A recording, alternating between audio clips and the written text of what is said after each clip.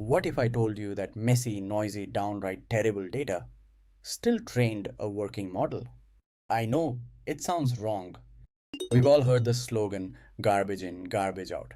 It's practically the first commandment of machine learning. But here's the thing, reality is way more nuanced than that catchy phrase suggests.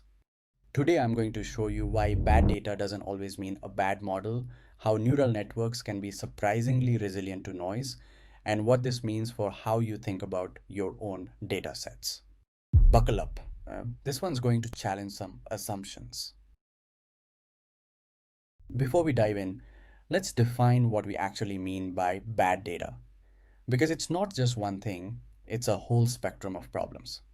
First, there's noisy labels. This is when your ground truth is just wrong. A picture of a cat labeled as a dog. Then there's missing values, gaps in your feature matrix where data simply wasn't collected or got corrupted. Next up, duplicates and outliers. Extreme values that can yank your model's decision boundary in weird directions. And finally, class imbalance, when one class dominates your dataset so heavily that the model gets lazy. Here's the kicker, most real world datasets don't have just one of these problems, they have all of them. And yet, models still learn from them. Let's see why.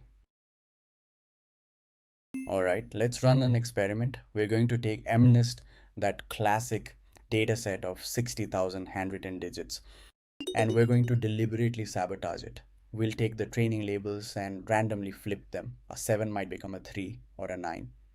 We'll do this at different levels, 10, 20, 30, and 40%. Then we train a simple neural network on each corrupted set. And here's the critical part. We test on a completely clean test set. Watch what happens. At zero noise, 98.2% accuracy. At 10%, 96.8. 20%, 95.1. Even at 30% corrupted data, the model hits 92.7. And at 40%, nearly half the labels are wrong, we still get 89.3%. That is wild. Let's understand why. So, why does this happen? Why can a model trained on corrupted data still perform so well? There are three key reasons. Reason one, the statistical majority wins. If 30% of your labels for the digit 7 are wrong, that still means 70% are correct. The true pattern gets reinforced over and over. The noise is random, but the signal is coherent. Reason 2, gradient averaging. During training, we compute gradients on mini batches. Some gradients point the wrong way, but when you average them, the correct gradients dominate. The noise cancels itself out. And reason 3, regularization. Techniques like dropout and weight decay prevent the model from memorizing individual examples, including the bad ones. It forces the model to learn general patterns instead. Put it all together, and the model learns the pattern, not the noise. Now let's make this interactive. I want you to build some intuition for how noise tolerance actually works. Here's a tool which I have built where you can play with three variables. First, the label noise percentage. Watch the accuracy curve as we slide it up. Second, the dataset size. This matters enormously. 60,000 samples can handle way more noise than 1,000. And third, model complexity. Notice how deeper models are actually more sensitive to noise at small dataset sizes. They start to memorize the garbage, the sweet spot, enough data to let the statistical majority win with the right regularization. It shows why volume often beats perfection. This isn't just a toy experiment with MNIST dataset. This principle plays out in the real world at massive scale. Think about large language models like GPT. They were trained on the internet, typos, misinformation, contradictions, and all. But the sheer volume of correct signal overwhelms the noise. Or take ImageNet.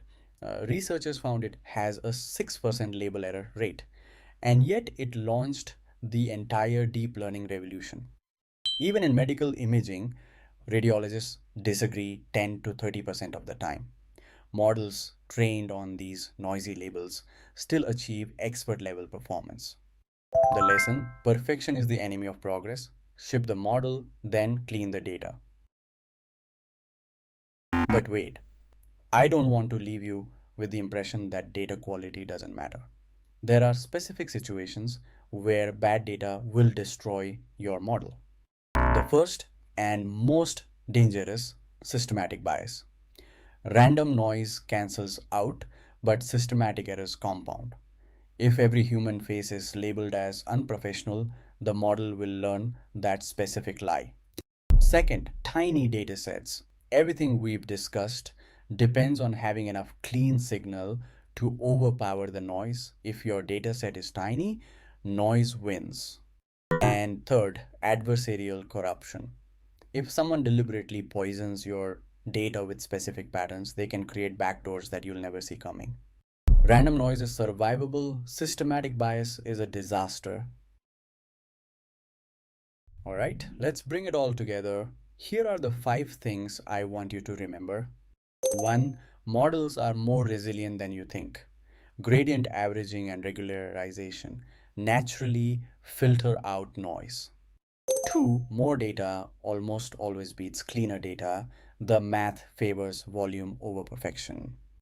3. Random noise is not the same as systematic bias. Random errors cancel out, systematic ones compound. 4. Don't let perfect be the enemy of good. Start training now and use the model to find where your data needs cleaning.